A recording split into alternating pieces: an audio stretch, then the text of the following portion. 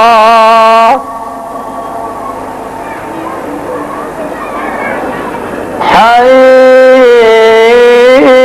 حي على الفلاح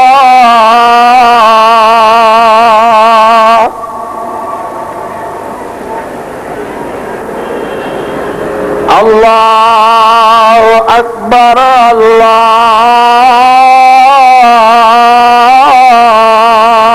الله أكبر لا إله إلا الله. جو دوست باہر کھڑے ہوئے ہیں ان سے گزارش کی جاتی ہے تو جلد از جلد شروع کرتے پنڈال میں تشریف لے آئے. پہلے حدیث دین عورت کے رواداروں سے اپیل ہے کہ وہ اپنے باہر کھڑے ہوئے ساتھیوں کو جلد از جلد پنڈال میں بٹھائیں. حضرات جو لوگ پنڈال سے باہر کھڑے ہیں یا ان سے پچھڑ رہے ہیں ان سے گزارش کی جاتی ہے کہ وہ سامنے وضو کر کے جلد از جلد پنڈال میں پہنچ جائیں.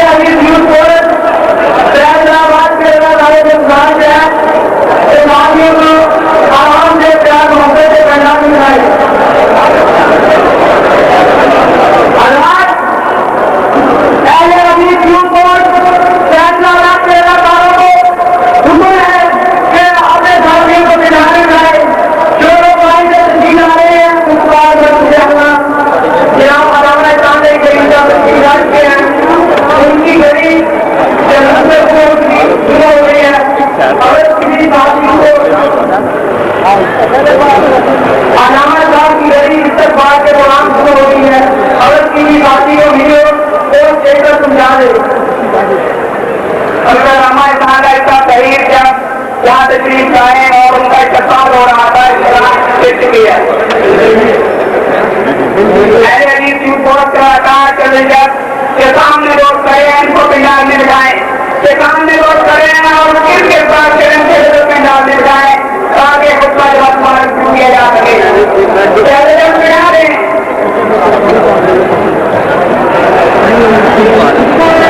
كل محدثة بدعة وكل بدعة ضلالة. رب اشرح لي صدري ويسر لي أمري واحلل عقدة من لساني يفقهوا قولي. اللهم انفعنا بما علمتنا وعلمنا ما ينفعنا وزدنا علما. قل رب أعوذ بك من همزات الشياطين وأعوذ بك رب أن يحضرون. أعوذ بك هو الذي أرسل رسوله ليظهره.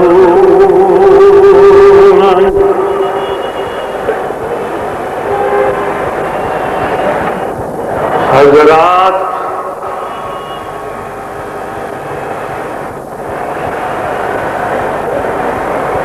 تاریخ کا یہ اصول مسلمہ ہے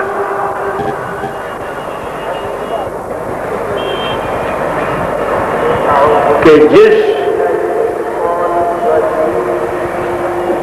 چیز سے کسی قوم کو ترقی حاصل ہوتی ہے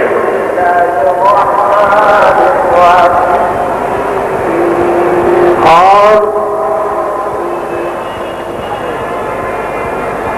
ترقی وجود میں آ جاتی ہے, یہ نہیں ہو سکتا کہ اسی چیز سے قوم کو زوال اور تنزل ہو. ایسا تاریخ کے اصول میں تسلیم نہیں کیا گیا. جس چیز نے ایک دفعہ کسی قوم کو بام عروج تک پہنچایا, یہ نہیں ہو سکتا کہ وہی چیز اس قوم کے زوال کا سبب بن جائے. اور یہ بھی مسلمہ ہے کہ جو چیز کسی قوم کے زوال کا سبب بنتی ہے کسی وقت میں بھی وہ چیز اس قوم کی ترقی کا سبب نہیں بن سکتی. زوال دینے والی چیز جہاں بھی جائے گی زوال ہی دے گی, اور ترقی دینے والی چیز جہاں بھی جائے گی ترقی ہی دے گی. مسلمان قوم جو رسول اللہ صلی اللہ علیہ وسلم کی رہنمائی میں عرب سے نمودار ہوئی تھی, اس نے بڑے ناگفتہ بے حالات میں کام شروع کیا،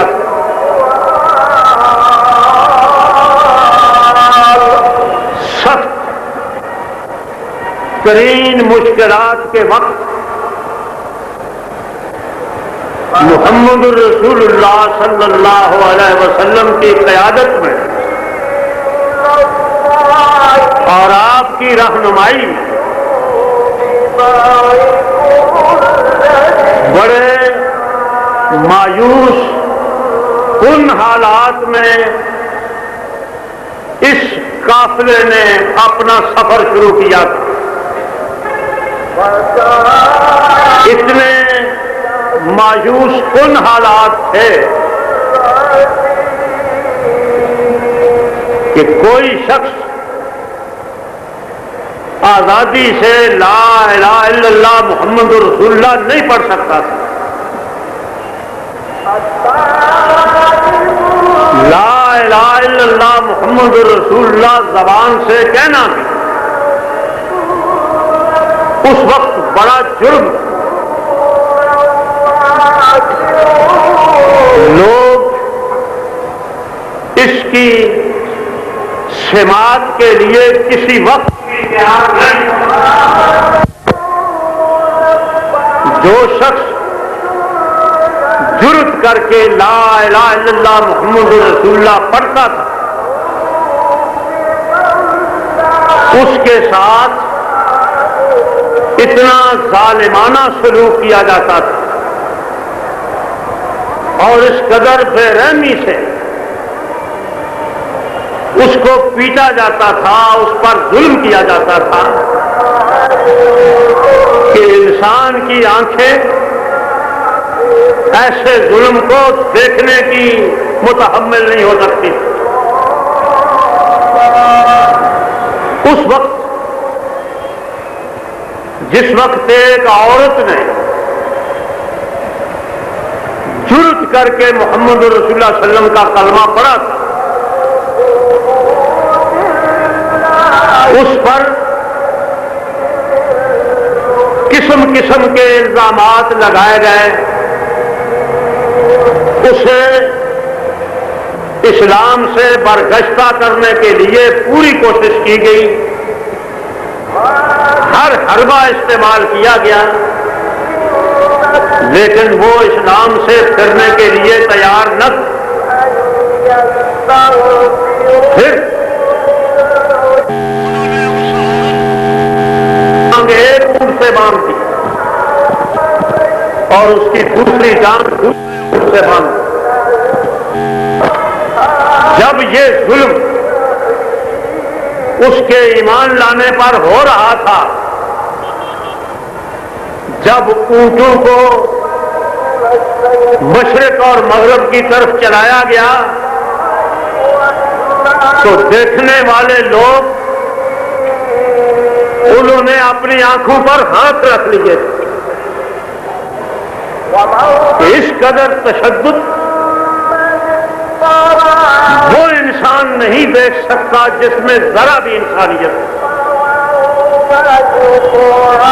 یہ حالات تھے، کوئی ان مظلوموں کا پرسان حال نہیں تھا مکے، لیکن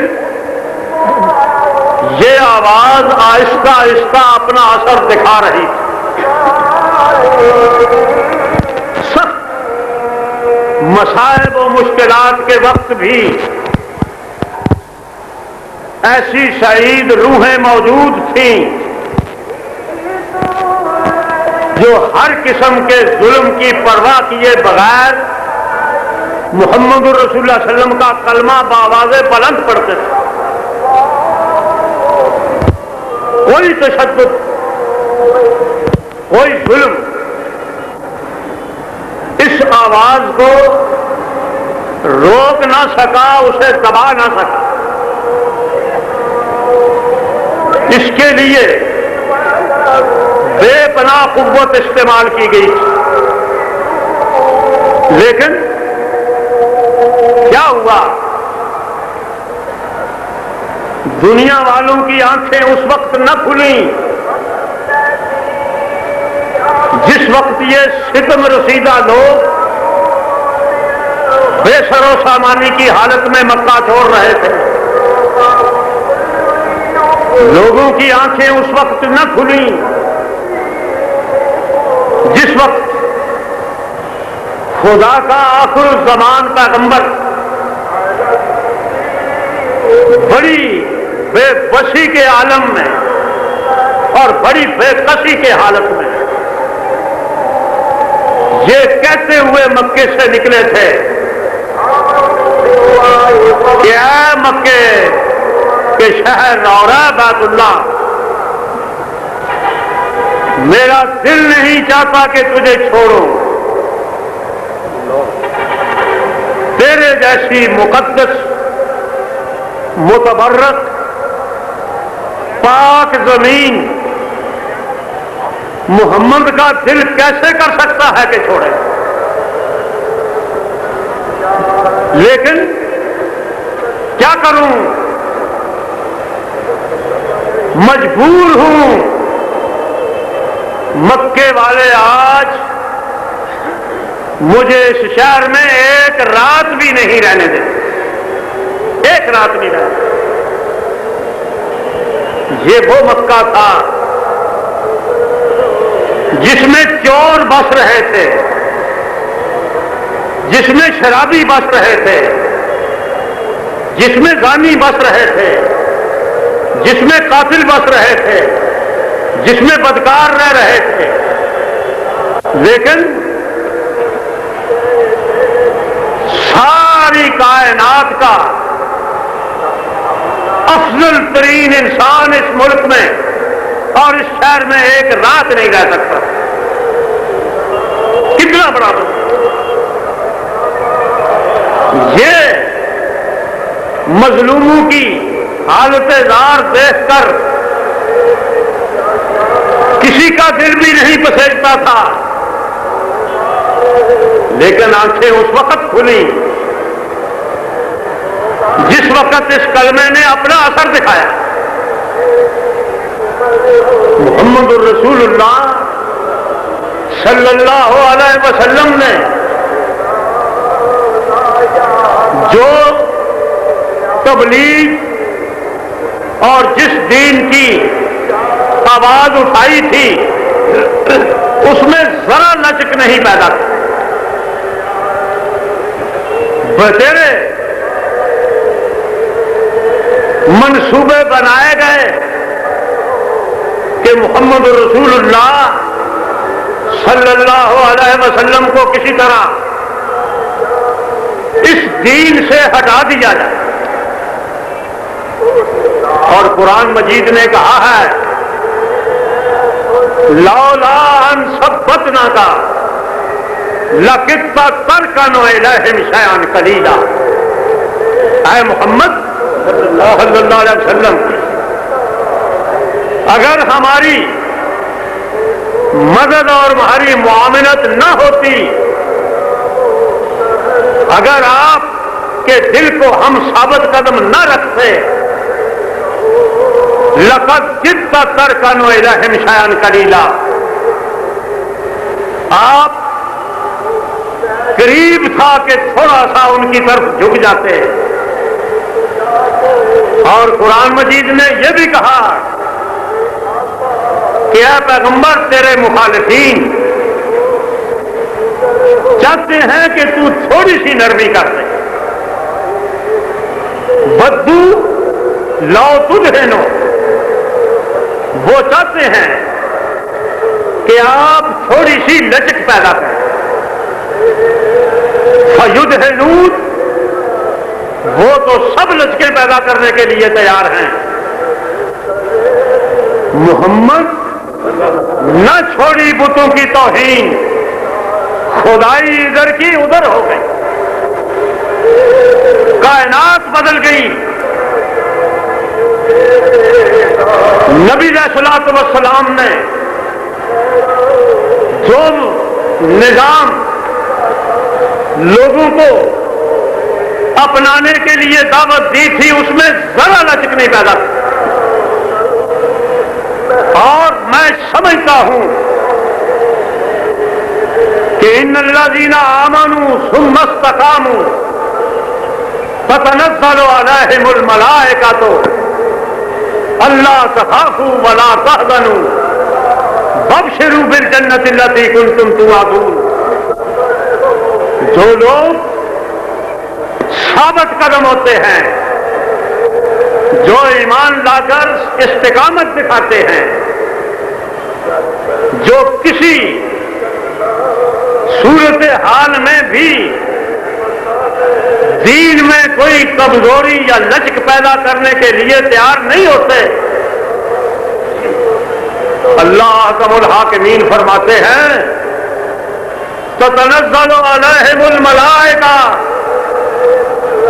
ان لوگوں پر آسمان سے صبر کی تلقین کرنے کے لیے فرشتے اترتے ہیں۔ کیا کہتے ہیں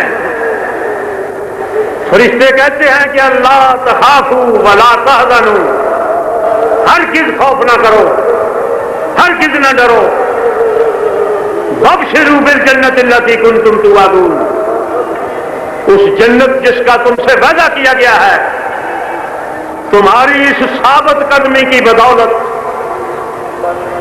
تمہارے اس قدموں کی مضبوطی کے بدلے اس جنت کی ہمیں تمہیں بشارت دیتے ہیں کہ تم نے بڑا حوصلہ رکھا، بڑی ہمت رکھی، اور تم کسی لالچ میں اور کسی دھوکے میں نہیں پھن سکے۔ ایک دفعہ ابو طالب کے پاس وفد بن کر آئے مشرکین کہ ابو طالب، آج تک ہم آپ کی بزرگی کا لحاظ کرتے رہے، آپ کے سفید بالوں کی دید کرتے رہے،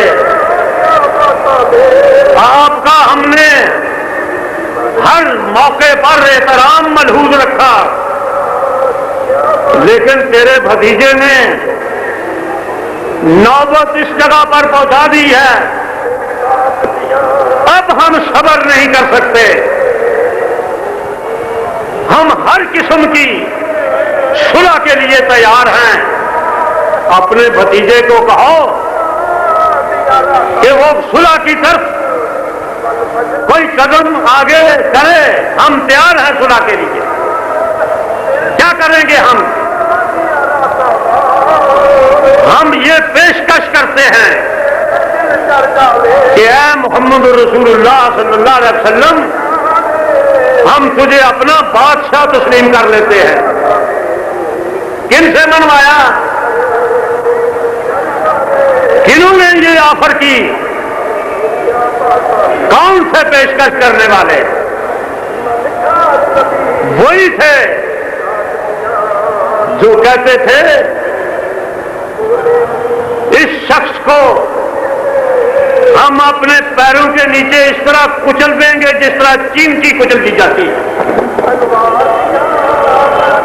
لیکن محمد رسول اللہ صلی اللہ علیہ وسلم اور آپ کے رفقا عظیمت کا پہاڑ سے نہیں رک سکے، ان سے آپ نے اپنا پیغام پہنچانا جاری رکھا۔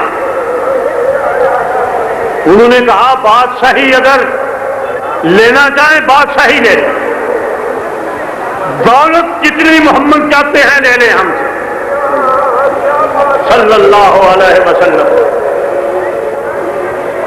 حسین ترین خوبصورت ترین عورت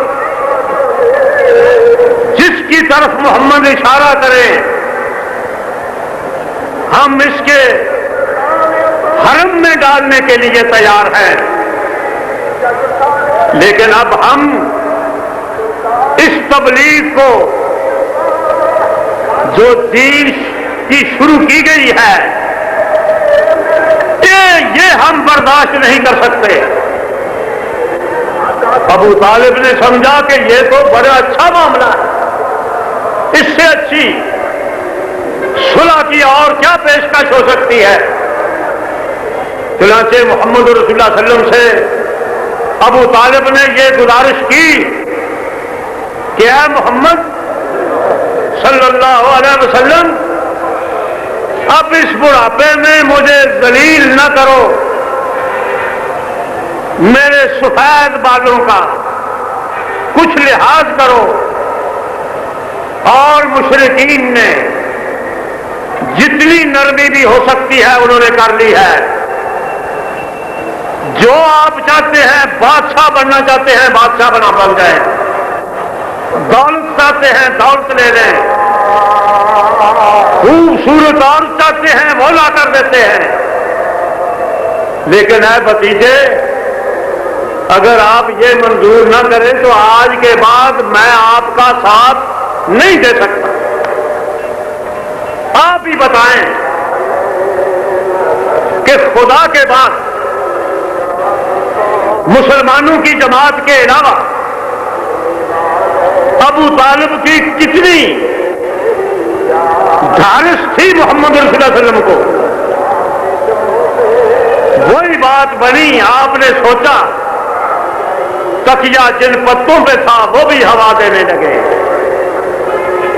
کہ جس ابو طالب پر میں یہ امید رکھتا تھا کہ میرے خاندان کا چچا تو میرے ساتھ ہے، اب وہ بھی جواب دے گیا۔ لیکن رسول اللہ صلی اللہ علیہ وسلم کی آنکھوں میں آنسو ضرور آ گئے، لیکن آپ نے فرمایا چچا، میں نے جس دین پلیل شروع کی ہے اس سے مجھے باز رکھنا چاہتے ہیں کہ یہ نہ کروں؟ اس نے کہا ہاں یہی چاہتے ہیں۔ آپ جیسے نماز پڑھنا چاہتے ہیں پڑھ لیں ابو بیت اللہ میں، ہم نہیں روکتے۔ جیسا اعتقاد رکھنا چاہتے ہیں رکھ لیں، جو کچھ صدقے خیرات جس طرح چاہتے ہیں کریں، بتوں کا ذبیحہ نہیں کھاتے آپ نہ کھائیں، لیکن یہ تبلیغی سلسلہ ختم کر دیں۔ حضور اکرم صلی اللہ علیہ وسلم نے کیا فرمایا تھا؟ فرمایا اے لوگوں، اے چچا، ان لوگوں سے کہہ دو لو جئتمونی بالشمس والقمر حتی تضعوا فی یدی ما سألتکم غیرہا، یہ تو چیز ہی کچھ نہیں ہے جس کا تم نے میرے سامنے تحفہ پیش کیا ہے، یہ تو کوئی چیز نہیں ہے۔ جہاں جہاں سورج چڑھتا ہے اور جہاں جا کر غروب ہوتا ہے، ساری دنیا کی بادشاہی بھی میری تلی پر لا کر رکھ دیں، میری ہتھیلی پر لا کر رکھ دیں، میں اللہ کا پیغام پہنچانے سے بعد نہیں آ سکتا، کسی صورت میں نہیں آئے۔ یہی موقف محمد الرسول اللہ صلی اللہ علیہ وسلم کا مضبوط موقف جو تھا، اس نے ان کی آنکھیں کس وقت کھولی؟ ان کی آنکھیں کھلی اس وقت جس وقت بدر کے میدان میں محمد الرسول اللہ صلی اللہ علیہ وسلم کے ساتھیوں اور ابو جہل کی فوج کا آمنا سامنا، پھر جو اس جنگ کا نتیجہ نکلا اس نے سارے عرب کی آنکھیں کھول، ساری عرب دنیا میں تہلکہ مچ گیا۔ یہ خبر کہ ابو جہل قتل ہو گیا، عتبہ قتل ہو گیا، شیبہ قتل ہو گیا، ولید قتل ہو گیا، ابو البختری قتل ہو گیا، جو نامور ترین اس ملک کے بہادر تھے، خبر پر کوئی شخص یقین نہیں کرتا تھا. آپ کہیں گے کہ کافر یقین نہیں کرتے تھے.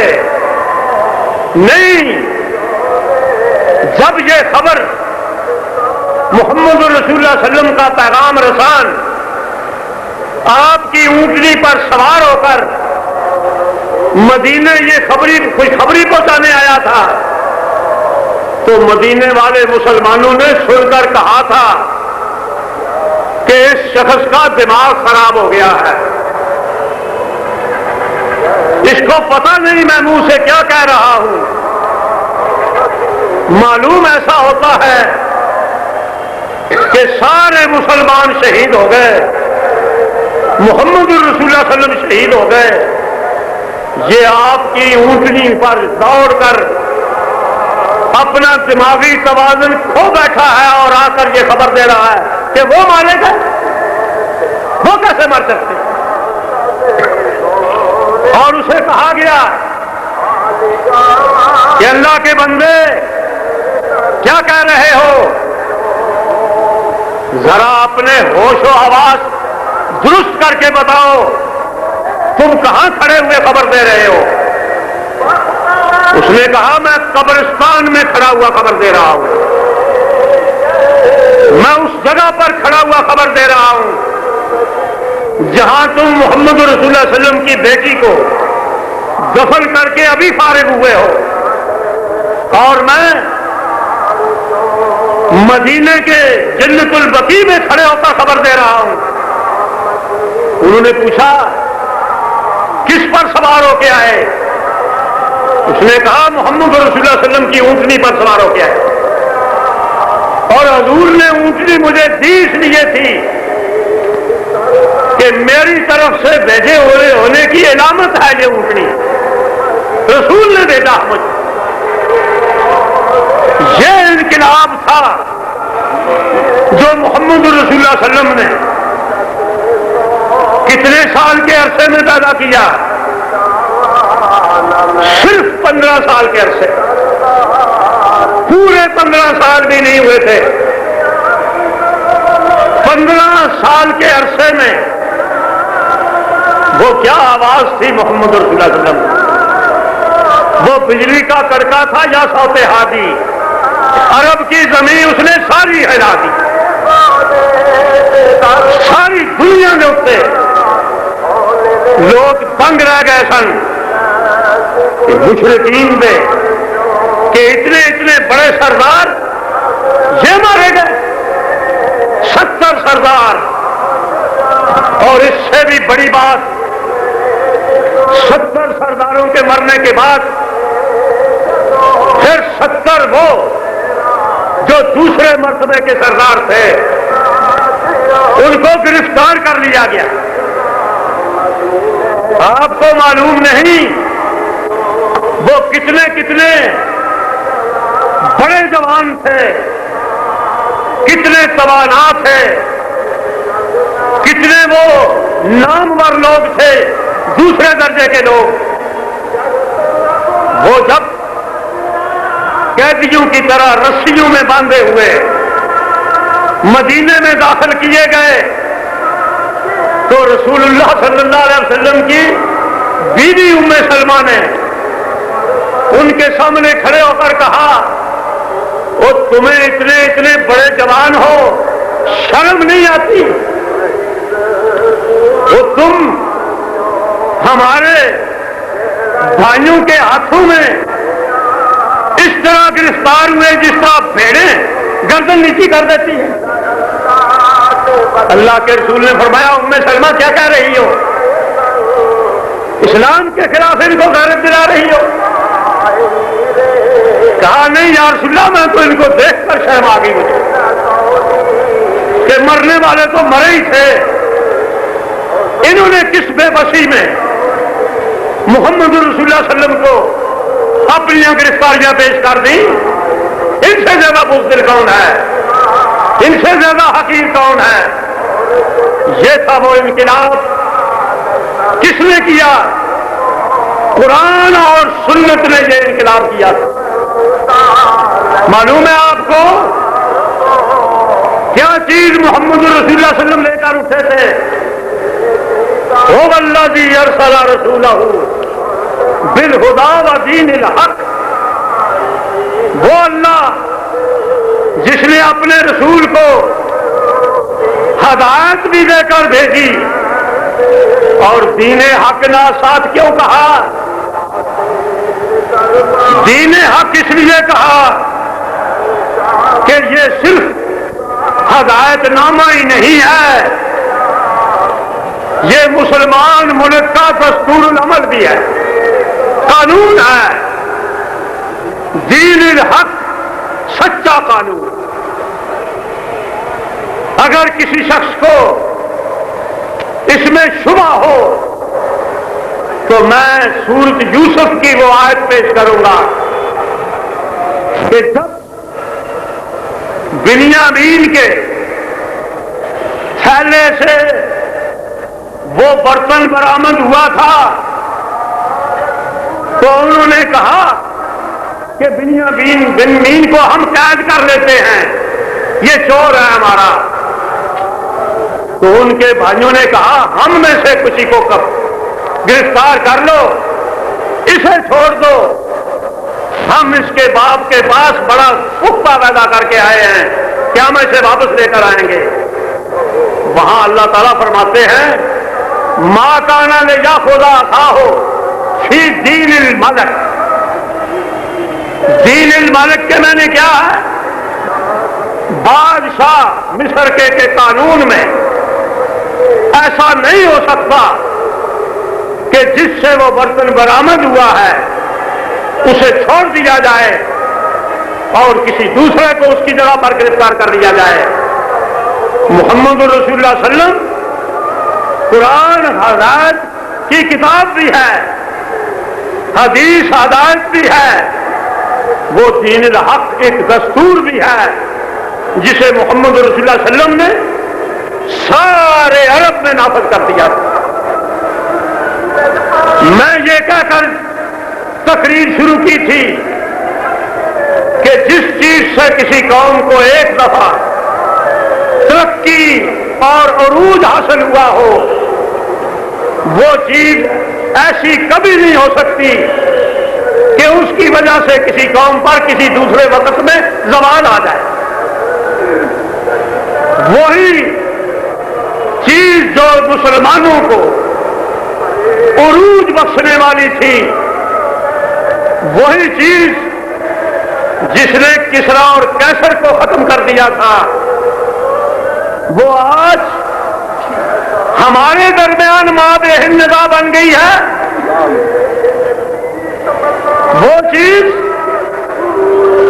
ہمارے درمیان مختلف سی بن گئی،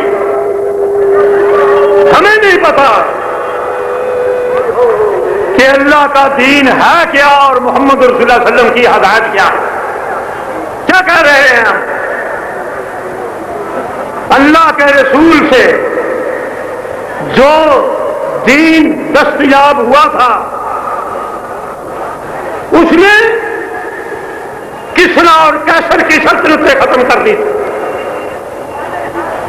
اور آج بھی وہ امام مالک کا قول سنیے جس میں انہوں نے فرمایا تھا کہ محمد رسول اللہ صلی اللہ علیہ وسلم کی امت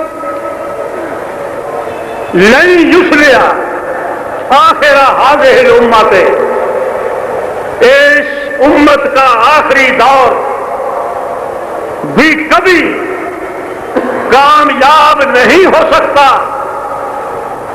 مگر اسی چیز سے ما صلح به اولھا، جس سے اس کے پہلے دور میں عروج ہوا تھا، آخری دور میں بھی اسی سے عروج ہو سکتا ہے۔ یہ تاریخ کا مسلمہ اصول ہے، لیکن یہ اصول جب تک یہ مسلمانوں کے عمل میں رہا، زیر عمل رہا، مسلمانوں کے قدموں کو کوئی چیز روک نہیں سکی تھی۔ لیکن جیسا کہ دنیا کا دستور ہے فطال علیہم الامد.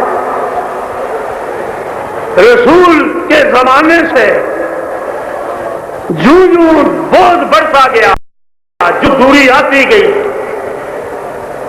کتاب اللہ اور سنت رسول یہ پیچھے ہٹتی گئی، اور ائمہ کے فتاوے، فقہا کی فکریں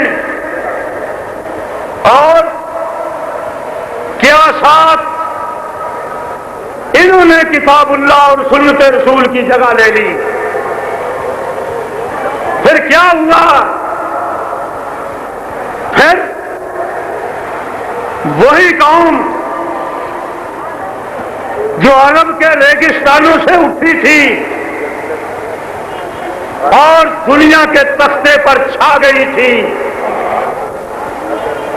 اس کے بھی برے دن اس وقت آ گئے جس وقت انہوں نے وحی کی بجائے لوگوں کے قیاسات، لوگوں کی فکر، اماموں کے اجتہادات اور ان کی آراء، ان کو اپنے ملک میں دستور العمل بنا لیا. یہ کیا ظلم تھا کہ وہ سریا سے، اس بے روحی کی وجہ سے، معلوم ہے آپ کو اہل حدیثوں، آج مجھے اہل حدیثوں کے مجمع میں یہ تقریر کرنی تھی، آج مجھے آپ کو یہ بات سمجھانے کی ضرورت پڑنی تھی کہ میں آپ کو بتاؤں کہ کتاب و سنت کے سوا کوئی دوسری چیز ہماری دنیا اور آخرت کی کامیابیوں کی ضمانت نہیں بن سکتی. میں دوسروں کو بتاتا، دوسرے مجھ سے سنتے، میں دوسروں کے گوش گزار کرتا، لیکن سچ کہا حکیم امت نے. کیا کہا؟ کہا ادھر آ مسلمان، تجھے میں بتاؤں. ادھر آ مسلمان، تجھے میں بتاؤں. تو در در کی کیوں ٹھوکریں کھا رہا ہے؟ محمد کے قرآن کو تو نے چھوڑا، تو اپنے کیے کی سزا پا رہا ہے. یہ صورتحال ہے ہماری. ہم نے انگریز کی غلامی سے نجات کس غرض کے لیے حاصل کی تھی؟ ہم نے ہندو کے ساتھ پاکستان کی جنگ کیوں لڑی تھی؟ آج ہمیں کئی نصیحتیں کرنے والے کہتے ہیں کہ آپ ملکی حالات پر نہ بولیں، آپ سادہ قرآن حدیث بیان کریں.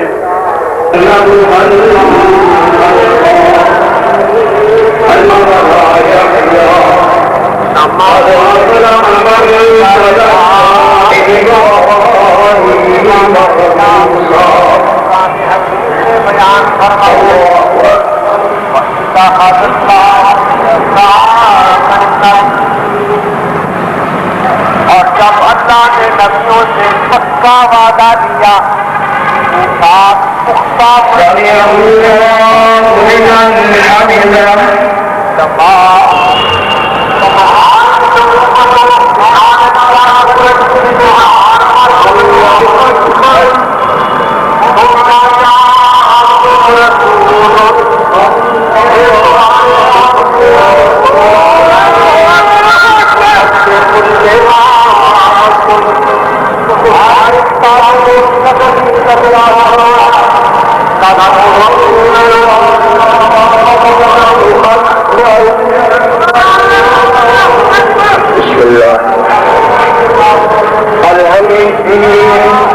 إياك نعبد وإياك نستعين اهدنا الصراط المستقيم صراط الذين أنعمت عليهم غير المغضوب عليهم ولا الضالين.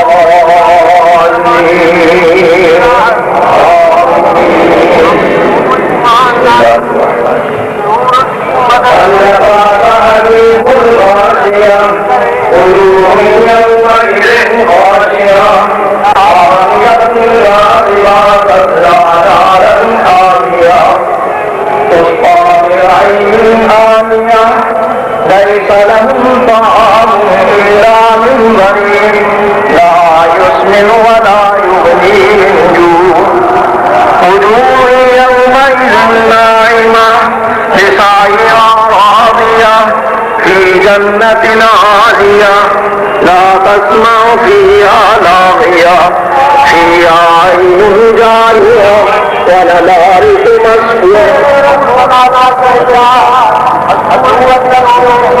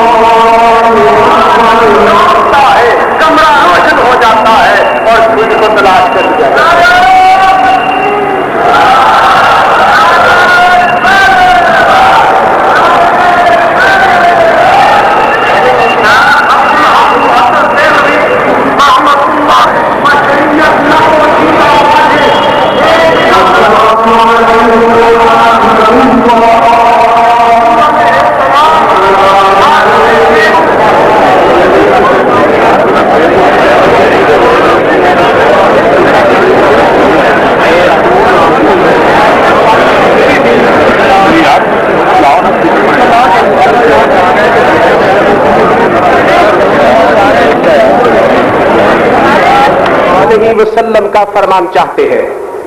حضرات وقت مختصر ہے، دو باتیں کروں گا.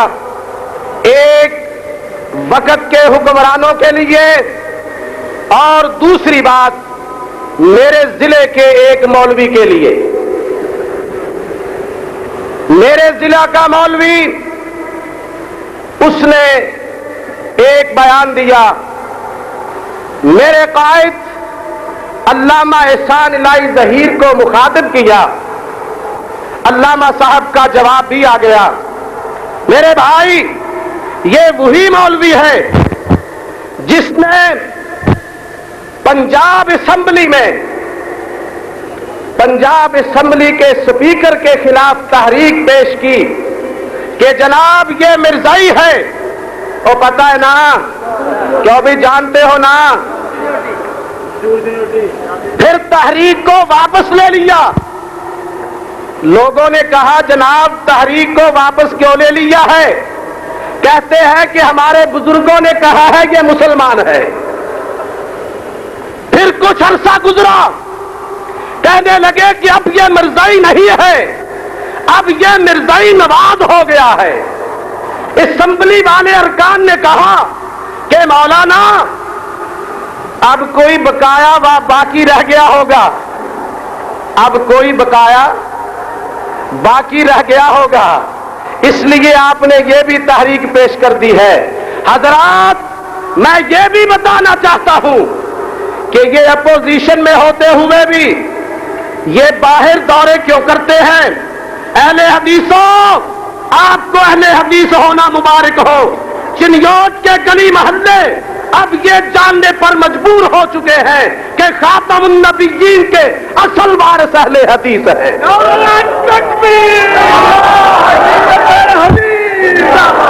اور آپ کی اہل حدیث جمعیت اہل حدیث کے زیر اہتمام خاتم النبیین کانفرنس نے یہ ثابت کر دیا ہے کہ 39 سال سے یہ لٹیرے قوم کو لوٹتے رہے، اب میرے اصل وارث آ چکے ہیں۔ انشاءاللہ العزیز مارچ کے ماہ میں اس دفعہ بھی اپنی وہی تابناک چیز کے ساتھ، وہی جذبے کے ساتھ انشاءاللہ العزیز خاتم النبیین کانفرنس منعقد ہوگی۔ دوسری وہ صاحب فرماتے ہیں کہ شریعت بل قرآن و سنت کی اب عین موافق ہو گیا ہے۔ کیوں جناب؟ آپ نے بھی یہ بیان پڑھا ہے نا، شریعت بل میں جو اختلاف ہے میرے امیر نے وہ واضح کر دیا۔ میں اس طرف نہیں جاتا، میں تو اس طرف آتا ہوں کہ اگر یہ اہل حدیثوں کو بھی منظور ہے، بقول آپ کے دیوبندیوں کو بھی منظور ہے، بریلویوں کو بھی منظور ہے، شیعہ کو بھی منظور ہے، پھر آج سے یہ اعلان کیجئے کہ ہم اہل حدیث ہیں، ہم اہل حدیث ہیں، کیونکہ اہل حدیث کہتے ہیں کہ اللہ کا قرآن اور جناب محمد مصطفیٰ کا فرمان۔ آپ بھی یہی کہتے ہیں کہ اللہ کا قرآن اور جناب محمد مصطفیٰ کا فرمان، پھر آج سے دیوبندی بریلوی اس فقہ کو، اس چیز کو چھوڑ کر ایک پلیٹ فارم پر آئیے اور اعلان کیجئے کہ آج سے ہم اہل حدیث ہیں۔ دوسری بات وقت کے حکمرانوں سے، میرے بھائی سندھ جل رہا ہے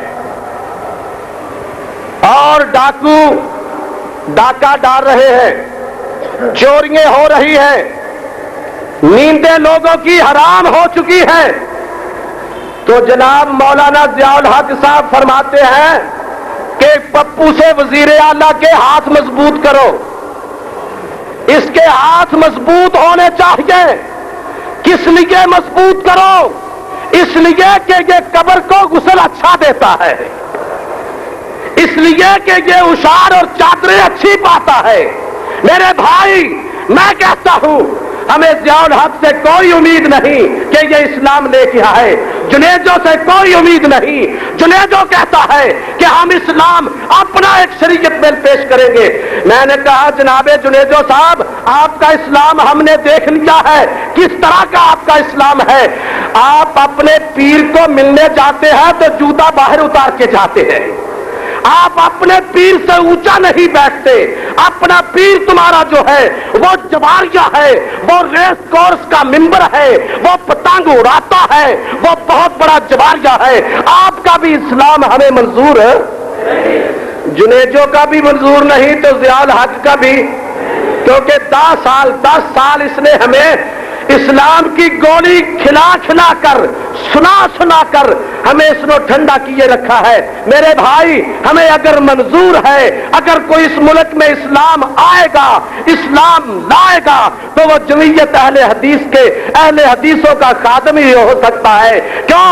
اس لیے کہ اہل حدیث کہتے ہیں اللہ کا قرآن اور جناب محمد مصطفیٰ کا فرمان۔ وآخر دعوانا الحمدللہ۔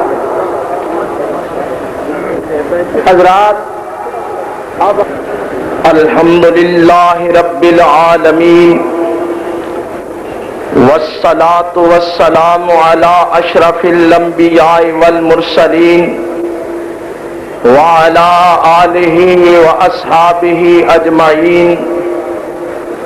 اعوذ باللہ السمیع العلیم من الشیطان الرجیم۔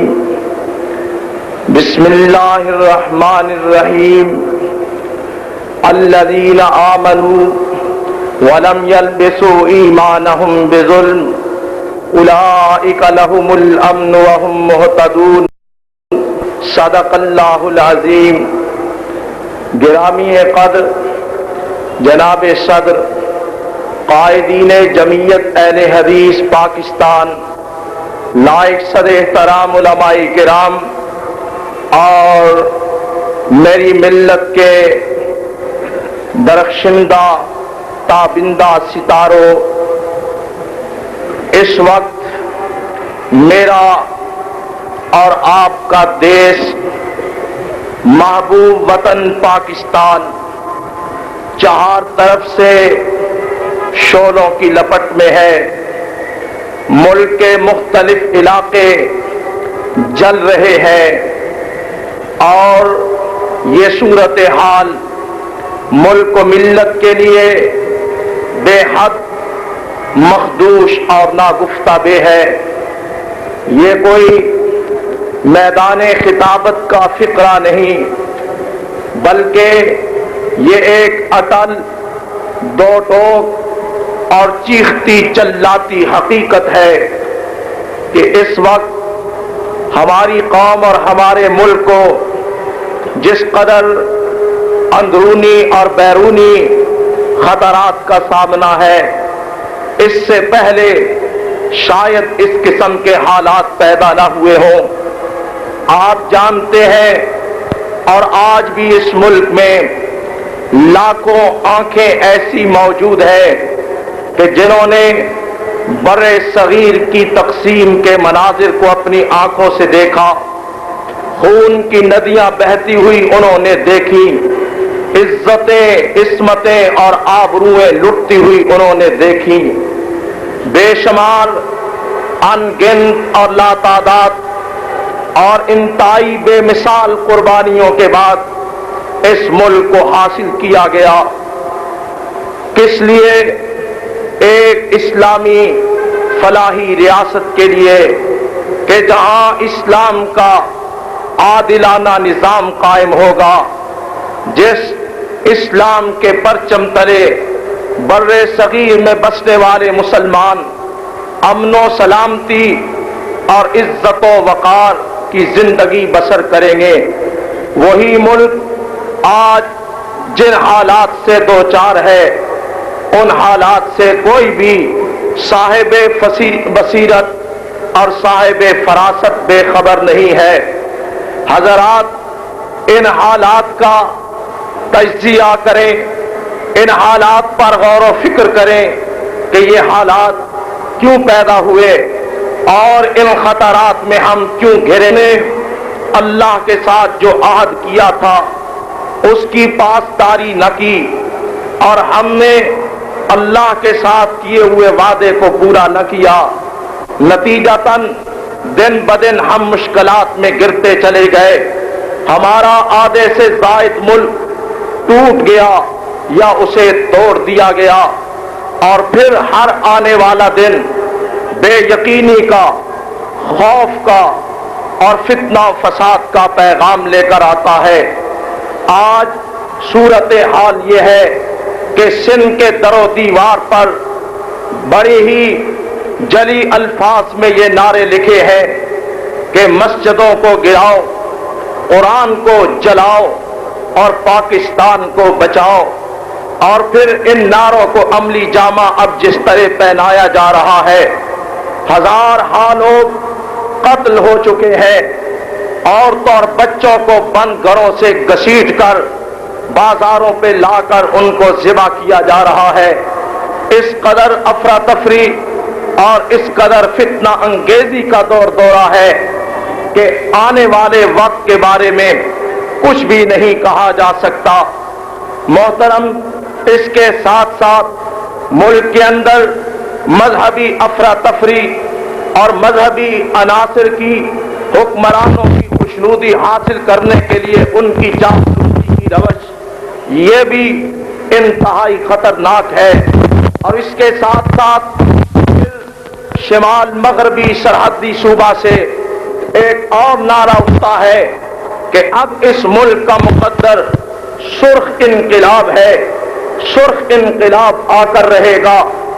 غفار خان کا بیٹا ولی خان، جنہوں نے قیام پاکستان کی مخالفت کا صحرا اپنے سر باندھا، آج وہ اس ملک کو توڑنے کا صحرا بھی اپنے سر باندھنا چاہتے ہیں، سرخ انقلاب کی نوید سنانا چاہتے ہیں۔ لیکن اس ملک میں بسنے والے مسلمان اور اس ملک کے بسنے والے اہل حدیث ان پر یہ واضح کرنا چاہتے ہیں۔ بعد فاعوذ باللہ من الشیطان الرجیم، بسم اللہ الرحمن الرحیم۔ ان جاءکم فاسق بنبأ فتبینوا، آج سے کچھ دن قبل اخبارات میں ایک خبر چھپی جو کہ سراسر حکومت کی شے پہ شائع ہوئی کہ نورستان میں کتاب و سنت کی حکومت کا معاذ اللہ تختہ الٹ دیا گیا۔ مسلک اہل حدیث کے ہر فرد کے دل پہ بہت بڑا دھچکا لگا۔ اس صورتحال کو دیکھ کر آج کی اس مرکزی اجتماع سے ایک قرارداد مذمت کے ذریعے آپ کی تائید کروانا چاہتا ہوں۔ جمعیت اہل حدیث پاکستان کا یہ جلسہ نورستان میں کتاب و سنت پر مبنی قائم ہونے والی اہل حدیث حکومت کے متعلق حکومت کی جانے والی تخریبی کارروائیوں اور اس غلط پروپیگنڈے کی پرزور مذمت کرتا ہے، جس کے نتیجہ میں وہاں کے سربراہ شیخ محمد افضل صاحب کے قتل اور ان کی حکومت کا تختہ الٹ جانے کی بے بنیاد خبر بھی اخبارات میں خبر چھپ چکی ہے۔ جمعیت اہل حدیث کا یہ جلسہ عام نورستان کے اہل حدیث بھائیوں سے اپنی مکمل یکجہتی کا اظہار کرتے ہوئے انہیں اپنے مکمل تعاون کا یقین دلاتا ہے اور پاکستان کے عوام سے اپیل کرتا ہے کہ اس خالص اسلامی ریاست کے ساتھ یکجہتی کا اظہار کرتے ہوئے انہیں ہر طرح کی مدد و معاونت کا یقین دلائے۔ کیا آپ بھائیوں کو یہ قرارداد منظور ہے؟